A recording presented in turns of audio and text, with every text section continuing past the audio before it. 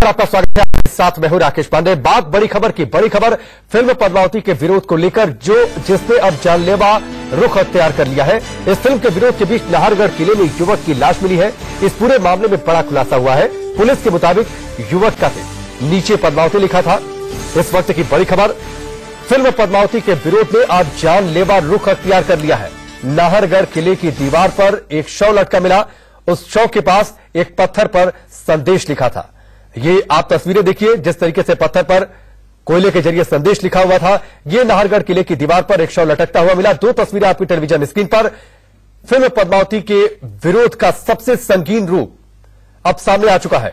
दो तस्वीरें आपकी टेलीविजन स्क्रीन पर। पहली तस्वीर आप देखिए, नाहरगढ़ किले की बाहरी दीवार पर किस तरीके से एक युवक का लटकता शव मिला। उसके पास पत्थर पर कोयले से संदेश लिखा हुआ था। संदेश में लिखा हुआ था कि हम सिर्फ पुतले नहीं लटकाते। उसके नीचे पद्मावती लिखा हुआ था।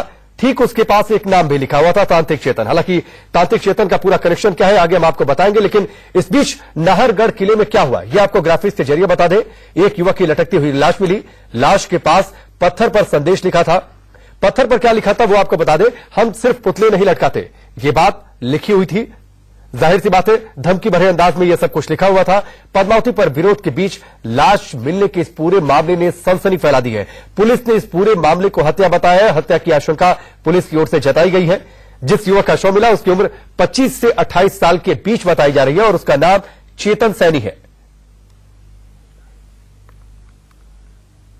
क्या कुछ हुआ नाहरगढ़ किले में, यह हमने आपको ग्राफिक्स के जरिए बताया। और उस पत्थर पर क्या लिखा हुआ था लाश के पास, ये आपको बता दें। हम सिर्फ पुतले नहीं जलाते, लटकाते भी हैं। ये तो सिर्फ झांकी है, शुरुआत अभी बाकी है। ये पत्थर पर संदेश लिखा हुआ था और हम आपको लगातार दिखा भी रहे कि किस तरीके से पत्थर पर कोयले के जरिए यह बात लिखी हुई थी कि ये तो सिर्फ झांकी है, शुरुआत अभी बाकी है। हम सिर्फ पुतले नहीं जलाते, लटकाते भी हैं। फिल्म पद्मावती का विरोध लगातार चल रहा है और इस बीच इस विरोध ने सबसे संगीन रूप अख्तियार कर लिया है।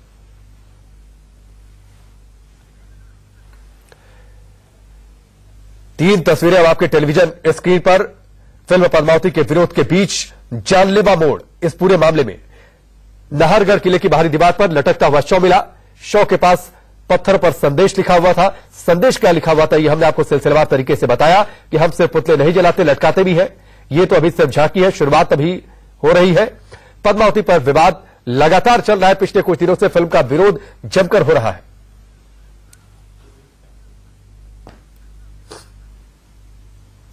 और इस बीच दो सहयोगी हमारे साथ जुड़ चुके हैं। जयपुर से अभिमन्यु और साथ ही न्यूजीलैंड से रचना हमारे सहयोगी जुड़ चुकी हैं। सबसे पहले अभिमन्यु, आपका रुख करेंगे। जिस तरीके से यह पूरा मामला सामने आया है, सबसे संगीन रूप फिल्म पद्मावती के विरोध के इस पूरे पिछले कुछ दिनों से जो घटनाक्रम चला आ रहा है, सबसे पहले इस पूरे मामले में अपडेट, क्या कुछ नई जानकारी अगर आपके पास आई हो। पुलिस ने यह कहा है कि यह हत्या है, क्यों हत्या हुई, किसने की, यह जानकारी कुछ निकलकर सामने आई?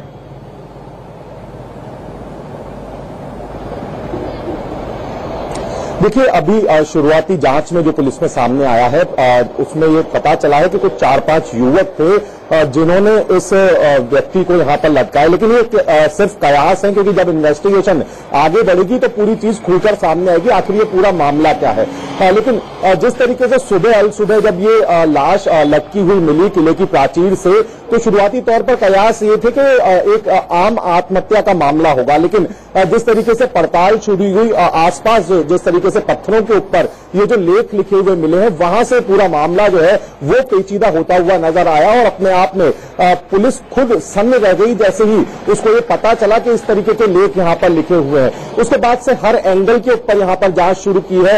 एफएसएल टीम वहां पर पहुंची है। तमाम चीजों को गहनता से जांच की जा रही है कि आखिर ये डेड बॉडी जो है, शुरुआती जो आत्महत्या लग रही थी, ये किस तरीके से हत्या कारित की गई है। कहीं ना कहीं अपने आप में पद्मावती का नाम जुड़ने से मामला काफी पेचीदा और काफी बड़ा हो गया है। अगर ये हत्या है तो निश्चित रूप से जो ये विरोध का तरीका था ये अब भयंकर रूप ले चुका है। और इसका जो पूरी तरीके से जो विरोध था अभी तक पुतले जलाने तक सीमित था, और इस तरीके का अगर विरोध ले चुका है, बिल्कुल उसके आगे धमकी भरे अंदाज में लिखा भी गया है। अभिमन्यु, हम आपके पास लौट कर आएंगे, क्योंकि जिस तरीके से लिखा हुआ है, जिस तरीके से धमकी भरे अंदाज में बातें लिखी गई है कि ये तो सिर्फ झांकी है, सुनियोजित तरीके से इस पूरे घटनाक्रम को अंजाम दिया गया है, इस पर आपसे चर्चा करेंगे। लेकिन अभी रुक करते हैं रचना का, जो कि न्यूजीलैंड से हमारे साथ जुड़ी है। रचना, एक पत्थर पर चेतन तांत्रिक का नाम लिखा हुआ है। अब नाहरगढ़ किले से क्या रिश्ता है पद्मावती के इस पूरे विवाद में क्या रोल है, पद्मावती से क्या कनेक्शन है, इस पूरी कहानी में क्या कनेक्शन है, वो आप दर्शकों को बताइए। बिल्कुल राकेश, जैसे कि हमारे संवाददाता ने भी बताया कि पहले विरोध हो रहा था, विरोध उग्र हुआ तो ठीक, लेकिन विरोध अब शर्मनाक हो गया है क्योंकि अब लोगों की हत्या शुरू हो गई है। वहां मैसेज में भी साफ साफ लिखा है कि ये सिर्फ झांकी है, शुरुआत अभी बाकी है। मतलब साफ लहजे में डराने और धमकाने की कोशिश की गई है। लेकिन एक नाम चेतन तांत्रिक जो पत्थर पर लिखा गया है वो बेहद अहम है। अपने दर्शकों को हम बताते हैं चेतन तांत्रिक से जुड़ी हुई कुछ बातें जो कि अहम है और नाहरगढ़ जिले से जुड़ी हुई है। पद्मावती का चेतन तांत्रिक आखिर कनेक्शन है क्या? रतन सिंह के दरबार में संगीतकार के तौर पर काम करता था ये चेतन तांत्रिक। तंत्र मंत्र का काम भी जानता था, लेकिन राजा रतन सिंह को इसकी जानकारी नहीं थी। वो नहीं जानते थे कि ये तांत्रिक का काम भी जानता है। एक दिन अचानक राजा रतन सिंह ने तंत्र मंत्र की क्रिया करते हुए चेतन तांत्रिक को देख लिया था और उसके बाद बेइज्जत करके गधे पर बिठाकर मुंह काला करके राज्य से बाहर निकाल दिया गया था। और इसी के बाद चेतन तांत्रिक ने ठान लिया था कि किसी भी तरह राजा रतन सिंह से बदला लेना है और यही एकमात्र उद्देश्य था। उसके बाद वो दिल्ली चला गया, जंगलों में रहा और अलाउद्दीन खिलजी से उसने मुलाकात की। उसने कहा कि आप इतने बलवान हैं, इतना ज्यादा आप युद्ध करते हैं, लेकिन पद्मावती के सौंदर्य के बारे में आप नहीं जानते हैं। पद्मावती के सौंदर्य का बखान करने वाला चेतन तांत्रिक ही था और मुख्य वजह राजा रतन सिंह और अलाउद्दीन खिलजी के बीच में युद्ध की चेतन तांत्रिक था, क्योंकि चेतन तांत्रिक ने ही पद्मावती के सौंदर्य के बारे में अलाउद्दीन खिलजी को बताया था और तब अलाउद्दीन खिलजी ने पद्मावती को हासिल करने के लिए राजा रतन सिंह के किले पर युद्ध किया था और फिर पद्मावती को हासिल करने की कोशिश की थी। चलिए रचना, आपने बताया, आप इस बातचीत के लिए, इस जानकारी के लिए आपका बहुत बहुत शुक्रिया। किस तरीके से ये चेतन तांत्रिक ही था जिसने अलाउद्दीन खिलजी को भड़काया था, रानी पद्मावती की सुंदरता का बखान किया था अलाउद्दीन खिलजी के सामने जाकर, अलाउद्दीन खिलजी के पास जाकर, और उसके बाद इसी के जरिए वो बदला लेना चाहता था दरअसल राजा रतन सेन से। अभिमन्यु हमारे साथ जुड़े हुए थे, आपका भी बहुत बहुत शुक्रिया। 3 तस्वीरें फिलहाल आपके टेलीविजन स्क्रीन पर। इस पूरे मामले में नाहरगढ़ किले पर लटका हुआ शव मिला है एक युवक का, चेतन सैनी नाम इसका बताया जा रहा है। इस घटना के बाद से इस पूरे विरोध प्रदर्शनों का जो दौर चला आ रहा था फिल्म पद्मावती के विरोध में, उसने सबसे संगीन रूप अख्तियार कर लिया है, जानलेवा रुख अख्तियार कर लिया है। उसके आसपास पत्थरों पर संदेश लिखा हुआ था धमकी भरे अंदाज में कि यह तो सिर्फ झांकी है, शुरुआत अभी बाकी है। फिल्म पद्मावती का लगातार विवाद जो चला आ रहा है उसमें सबसे संगीन मोड़ वक्त यहां पर